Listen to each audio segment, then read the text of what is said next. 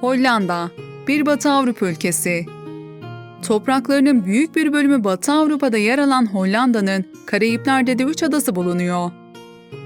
Kuzeyi ve batısı Kuzey Denizi ile çevrili ülkenin komşuları Almanya ve Belçika. Yaklaşık Konya kadar bir büyüklüğe sahip küçük bir ülke olan Hollanda'nın yüz ölçümü 41.528 km².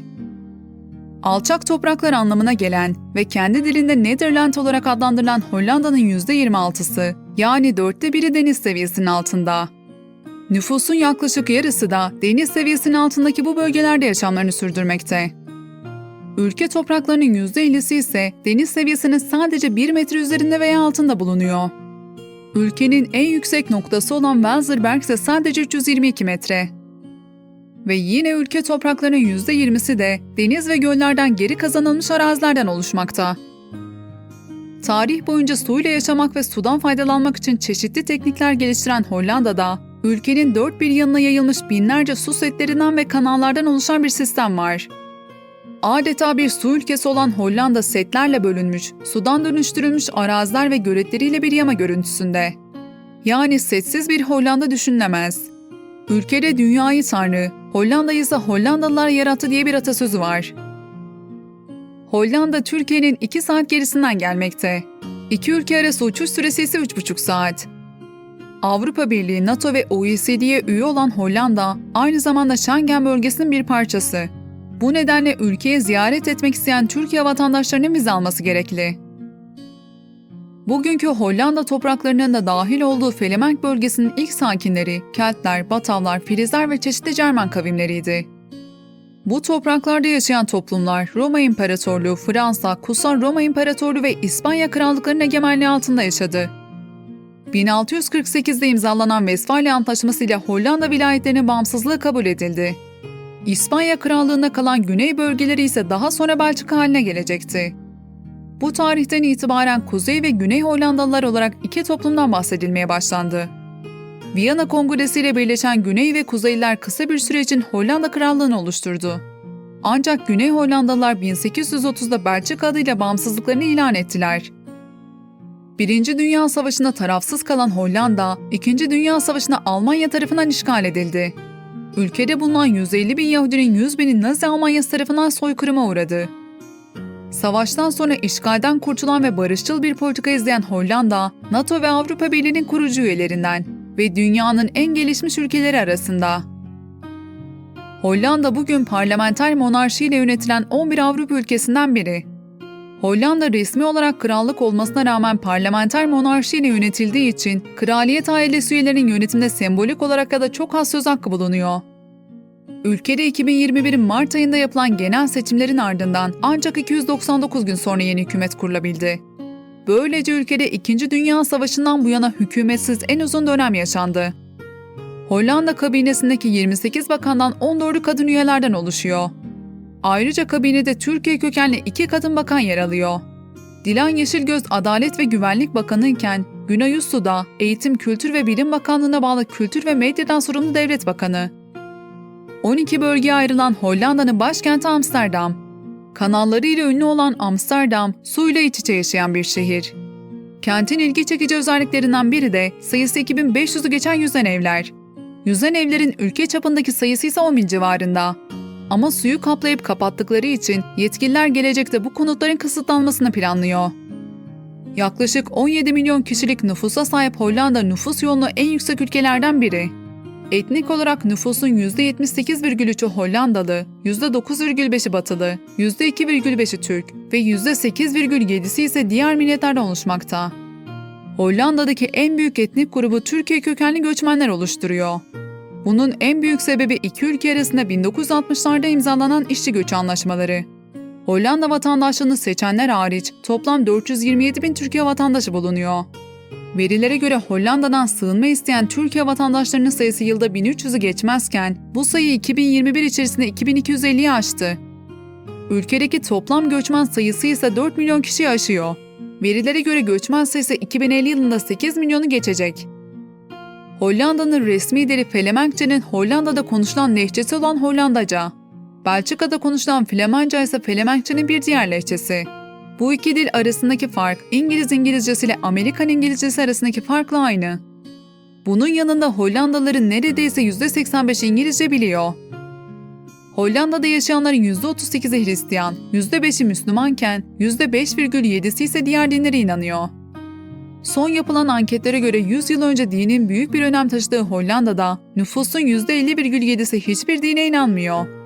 Böylece Hollanda, nüfusunun yarısından fazlasının ateist olduğu Avrupa Birliği üyeleri Fransa, Çek Cumhuriyeti, İsveç ve Estonya'nın arasına katılmış oldu. Hollanda'nın kültürüne ve yaşantısına bakarsak, Hollandalılar oldukça açık sözlü ve net insanlar. İyi şeyleri de, geliştirmeniz veya değiştirmeniz gereken kötü şeyleri de rahatlıkla belirtirler. Fikirlerini ifade etme özgürlükleri de oldukça yüksektir. Örneğin bir iş toplantısında az ve yüz fark etmeksizin herkesin fikrini rahatça belirttiğini göreceksiniz. Bunun yanında toplumda ve iş hayatında hiyerarşi yok. Bir çalışan kahvesini alırken müdürüyle hafta sonu ne yaptın tarzında bir konuşmaya rahatlıkla girebilir. Yine başbakanın kırmızı ışıkta bisikletiyle beklediğini ve etrafındakilere selam verdiğini görebilirsiniz. Hollandalılar oldukça planlı insanlar. Bu nedenle yeni tanıştığınız biri görüşmek için bir ay sonra bir randevu verebilir. Emrivakiden hoşlanmayan toplumda evlere davetle gidilir. Ve davet ederken akşam yemeğinden söz etmemişlerse ya kibarca akşam yemeği yeneceğini ve gitmenizi rica ederler ya da yemeklerini yiyip sizinle sonra ilgilenmeye devam ederler. Aslında bu durum çoğunlukla Hollandalıların günlük olarak alışveriş yapmaları ve o güne yetecek kadar yiyecek almalarından kaynaklanıyor. Hollandalılar dışarıdan yemek yemeyi severler. Bu nedenle çoğu evdeki buzdolapları minibar şeklinde. Hollanda Avrupa'nın en tutumlu toplumlarından biri. Hatta bu nedenle Avrupa'daki turizm merkezlerinde Hollandalılar için bakar bakar almaz deyimi kullanılır. İnsanlar birbirlerini yakından tanımasa da sokakta gördüklerine selam vermeyi ihmal etmezler. Hollanda'da yeni taşınan yerde komşular hoş geldine gelmez. Onun yerine taşınan kişinin kendini tanıtması gerekir. Yabancıysanız ve ülkenin dilini bilmiyorsanız posta kutularına kendinizi tanıtan ve yeni taşındığınızı belirten bir kart bırakabilirsiniz. Çoğu kişi ya kartınıza karşılık verir ya da çiçek getirir. Ülkede birbirlerine kart gönderme alışkanlığı her durumda oldukça yaygın. Örneğin işten çıkan ya da yeni işe girenlere, hasta olan birine ya da doğum yapanlara kart yollarlar. Hollanda'da doğum günlerinde kişinin pastasını kendisinin alması gerekir. Pasta olmak zorunda da değil, çikolata veya herhangi bir tatlı da olabilir. Hollandalılar özel günleri kutlamayı severler. 18, 25 ve 50. yaşlar Hollandalılar için çok önemlidir. Bu nedenle kutlamasına ayrı bir önem verirler.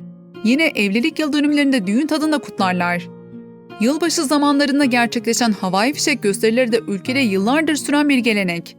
2019'un bitimindeki yılbaşında havai fişeklerden kaynaklanan yanık gibi yaralanmalar nedeniyle 1300 kişi hastanelere başvurdu. Gösteriler koronavirüsü nedeniyle 2 yıldır yasak. Ülkede evlerin perdeleri çoğunlukla açıktır ve içeri bakılması büyük bir kabalık olarak görülür. Hollanda oldukça kapalı ve yağışlı bir havaya sahip. Bu nedenle güneşli havalarda insanların parklarda güneşlendiğini görebilirsiniz. Yine konumundan dolayı kışın birkaç ay güneş sabah 9'da doğup akşam 5 gibi batar. Yazınsa güneş akşam 11 civarı batar. Hollanda'da stresten uzak, sakin ve rahat bir yaşam tarzı hakim. İnsanlar doğayla iç içe bir yaşam sürüyor ve doğaya karşı çok saygılılar. Bunların bir yansıması olarak Hollanda dünyanın en mutlu 5. ülkesi. Aynı zamanda hukukun üstünlüğü sıralamasında da 6. sırada. Hollanda'nın yaşam biçimlerinden biri de bisiklet. Bisiklet diyarı olarak bilinen ülkede bisiklet günlük hayatın ayrılmaz bir parçası. 17 milyon nüfuslu Hollanda'da yaklaşık 23 milyon bisiklet ve 35 bin kilometrelik de bisiklet yolu var. Ülkede yılda 1 milyon yeni bisiklet satılıyor. Bisikletle kişi başı yıllık ortalama 888 kilometre yol kat ediliyor. Bisiklet %22 iş, %18 okula gitmek, %14 alışveriş için kullanılmakta. %31 ise eğlence amaçlı. Kadınlar bisikleti erkeklere göre %80 daha fazla kullanıyor. Ayrıca ülkeye sonradan gelenler için bisiklet kursu imkanı da sunulmakta. Hollanda suç oranı düşük ve güvenli bir ülke olmasına rağmen bisiklet hırsızlığı ülkede çok yaygın. Bu nedenle kilitli bile olsa dikkatli olmakta fayda var. Özgürlükler ülkesi olarak nam salmış Hollanda, 2001'de kabul ettiği yasayla eşcinsel evlilikleri tanıyan ilk ülke. 2020 verilerine göre Hollanda'da resmi evlilik yapan 20 bin eşcinsel çift bulunuyor. Bunların 21 bini kadın, 19 bini ise erkeklerden oluşuyor. Kadınlar arasında eşcinsel evlilikler erkeklerden daha fazla. Ülkede belirli kafelerde kenevir satışı yasal. Hükümet bu şekilde yasal olmayan şekillerde yasaklı madde satanların kâr etmesini engellemeye çalışıyor ve kafelerde bulunan kameralarla da kullanan kişileri kayıt altına alıyor. Amsterdam dışındaki şehirlerde bu kafelere turistlerin girmesi yasak. 166 kafeye sahip Amsterdam'da da bu kafelerin kullanımı turistlere kapatılacak. Van Gogh ve Rembrandt gibi büyük sanatçılara sahip Hollanda, kültürel ve sanatsal etkinlikler açısından da oldukça zengin bir ülke. Özellikle Amsterdam ve Rotterdam sahip olduğu müzelerle önemli Avrupa şehirleri arasında. Küçük bir ülke olmasına rağmen dünyanın en çok ihracat yapan 7. ülkesi olan Hollanda'nın ekonomisine bakarsak, 51.290 dolarla kişi başı yıllık geliri en yüksek 11. ülke. Tarım, sanayi ürünleri, gemicilik ve bankacılık Hollanda ekonomisinin temel dinamikleri. Modern bir tarım ülkesi olan Hollanda, Amerika Birleşik Devletleri'nden sonra dünyanın en büyük ikinci tarım ihracatçısı.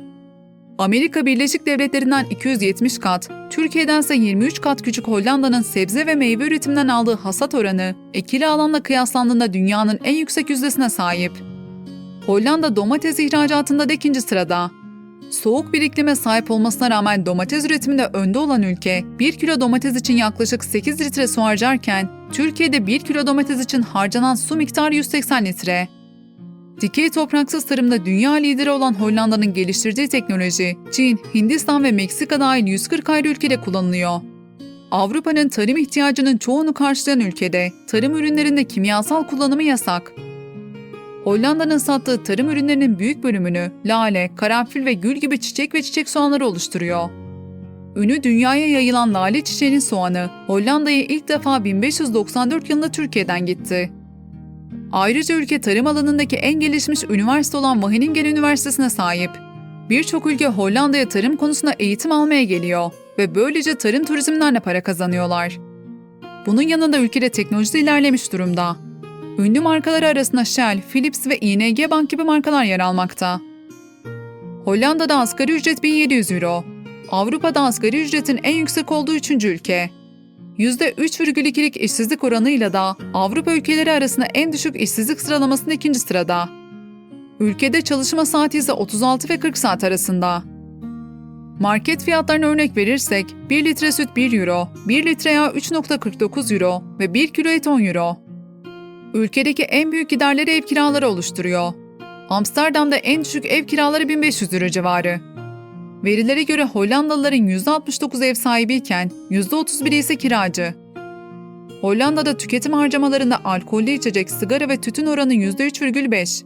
Bu oranla alkollü içecek ve sigaraya giden pay sıralamasında Avrupa'daki en düşük 4. ülke konumunda.